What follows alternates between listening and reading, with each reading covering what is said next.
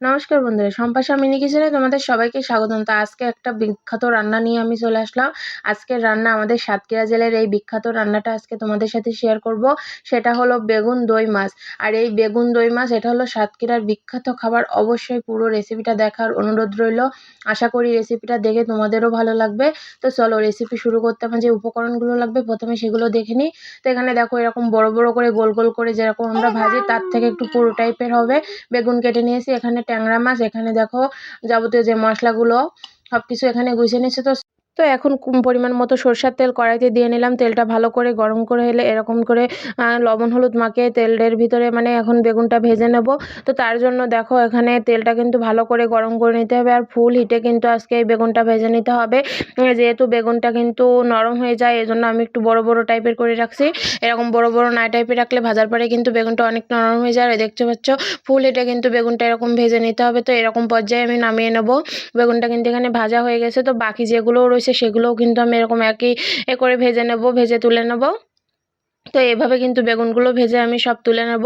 আর তারপরে এখানে দেখো এরকম নদীর ট্যাংরা মাছ নিয়েছি। এখানে তোমরা যে কোনো মাছ দিয়ে কিন্তু এই রেসিপিটা করতে পারো। আমি ট্যাংরা মাছটাই নিয়েছি, যেহেতু ট্যাংরা মাছ দিলে কিন্তু খেতে আরও বেশি স্বাদ লাগে শীতের সময়। তো ট্যাংরা মাছটাই আমি ট্রাই করছি। তো এখন দেখো মাছগুলোও ভেজে নেওয়া হয়ে গেছে। এখন মাছগুলোকেও তুলে নেব। তো মাছগুলোকেও তুলে নিলাম এখানে এক এক করে। তো এই রান্নাটা কিন্তু আমাদের সাতক্ষীরার বিখ্যাত একটা রান্না। এই রান্নাটা খেতে যে এত মজা আর একদম সিম্পল এই রান্নাটা। তো এখন দেখো সরষের তেল গরম করে এখানে ফোড়নের জন্য দিয়ে দিলাম আস্ত জিরা আর 2টা তেজপাতা দিয়ে দেবো ফোড়নে। তো ভালো করে ফোড়নটা ভেজে নেওয়া হয়ে গেলে দিয়ে দেবো এখানে 2 টেবিল মতন পেঁয়াজ বাটা। তো দেখো 2 টেবিল মতন পেঁয়াজ বাটা দেওয়ার পরে কিন্তু সুন্দর করে পেঁয়াজটাকে ভেজে নিতে হবে তেলের সাথে। যেহেতু পেঁয়াজের একটা কাঁচা গন্ধ থাকে, তো সেই গন্ধটা যাতে চলে যায় সেই পর্যন্ত আমাদের কিন্তু পেঁয়াজটা এখানে ভেজে নিতে হবে। তো এবার যে দেখো সুন্দর করে পেঁয়াজটা ভেজে নেওয়ার পরে এখানে যে বাকি যে মশলাগুলো দিয়ে দেবো। এখানে দেখো সরষে আর কাঁচা লঙ্কা বাটা একসাথে দিয়ে দিলাম। তারপরে দিয়ে দিলাম জিরে বাটা, ধনিয়া বাটা, দিয়ে দিলাম লঙ্কা বাটা। তো তারপরে দিয়ে দেবো একটু লবণ হলুদ। তার আগে একটুখানি আমি নাড়িয়ে নেব। আর এখানে কিন্তু অবশ্যই সরষে বাটা দিতে হবে। তো সব মশলাগুলো কিন্তু সুন্দর করে ভেজে নিতে হবে। তো তার আগে লবণ হলুদটাও কিন্তু আমি এখন দিয়ে নেব। তো লবণ আর হলুদটা দিয়ে নিচ্ছি এখানে। আর একদম সিম্পল রান্না করতে কিন্তু একটু ঝামেলা থাকে না, হাতের কাছে কিন্তু আমাদের সব উপকরণগুলোই থাকে। আর একদম এই রান্নাটা খেতে কিন্তু অনেক মজা। অনেকভাবে তো বেগুনের তরকারি তোমরা রান্না করে খেয়েছো, একবার হলেও আমাদের এই সাতক্ষীরা জেলার বিখ্যাত রান্নাটা অবশ্যই বাড়িতে করে খেয়ে অবশ্যই তোমাদের ভালো লাগবে। তো যাই হোক অল্প একটু জল দিয়ে মশলাটা কিন্তু এখন সুন্দর করে কষিয়ে নিতে হবে। আর যত মশলা কষানো হবে তত কিন্তু খেতে তার স্বাদ হবে। তো এদিকে দেখো ফেটানো টক দইটাও আমি এখানে কিন্তু দিয়ে দেবো এখানে। তা 2-3 চামচ মতো টক দই কিন্তু এখানে আমি দিয়ে নিলাম। তো দেখো দেওয়ার পরে সুন্দর করে কিন্তু এখন টক দই দেওয়ার পরে মশলাটা ভালো করে কষিয়ে নিতে হবে। আর অবশ্যই এই রান্নাটা দইও লাগবে, দইও কিন্তু মানে এই রান্নাটার মেন উপকরণ। তো যাই হোক এখন ভালো করে কিন্তু কষিয়ে নিতে হবে দই দেওয়ার পরে। তো সুন্দর করে কষানোর আগে এখানে আবার কিছুটা ধনেপাতাও দিয়ে দিলাম, ফ্লেভারটা ভালো আসবে।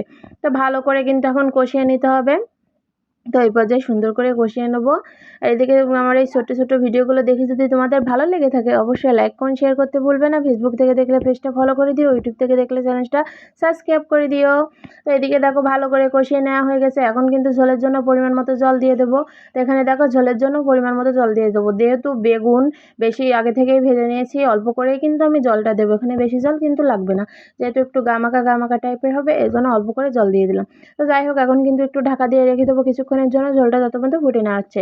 তো এদিকে দেখো ঝোলটাও কিন্তু আমাদের ফুটে গেছে। তো ভালো করে এখন ঝোলটা ফুটে গেছে। এখন কিন্তু যে ভাজা বেগুনগুলো সেগুলো কিন্তু একে একে সবগুলো ঝোলের ভিতরে দিয়ে দেবো।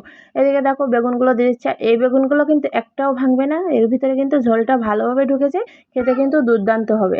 তো এখন দেখো সুন্দর করে সব বেগুনগুলো দেওয়া হয়ে গেছে। তো এখানে 2 মিনিট মতন আমি বেগুনটা ভালো করে জাল দিয়ে নেব। তো দেখতেই পাচ্ছ এভাবে 2 মিনিট মতো বেগুনটা জাল দিয়ে নেব।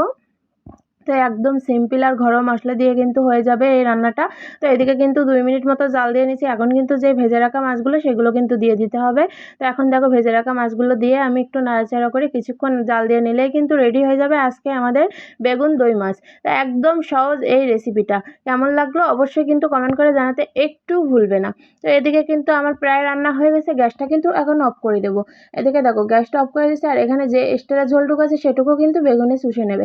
তো যাই হোক এদিকেও উপর থেকে একটু ধনেপাতা দিলাম, আর সব থেকে লাস্টে দিয়ে দেবো 1 চামচ ঘি। আর অবশ্যই এই ঘিটা দিতে হবে, তাহলে কিন্তু ফ্লেভারটা আরও সুন্দর হবে। তো ঘিটা দেওয়ার পরে আমি ছড়িয়ে দিচ্ছি চারিদিকে ভালো করে, ঝোলের সাথে মিশিয়ে নেব। তো মিশিয়ে নিয়েই নামাই নিলে হয়ে যাবে আজকের আমাদের বেগুন দই মাছ। একদম সহজ ও রেসিপিটা, তোমাদের কাছে কিন্তু অবশ্যই ভালো লাগবে আশা করি। তো যাই হোক, এখন দেখো পরিবেশনের জন্য রেডি করে ফেলবো। তো এদিকে দেখো নামিয়ে নিয়েছি, দেখতে যেমন হয়েছে খাইতে তার থেকে অনেকটা সুস্বাদু। তো অবশ্যই এরকম করে বাড়িতে একবার হলেও ট্রাই করে দেখো সাতক্ষীরা জেলার এই বিখ্যাত রান্নাটা। আশা করি তোমাদের সবার কাছে ভালো লাগবে। তো ভিডিওটা দেখার জন্য সবাইকে ধন্যবাদ। সবাই সুস্থ থেকো, ভালো থাকো। আজকের মতো ভিডিওটা এই পর্যন্ত।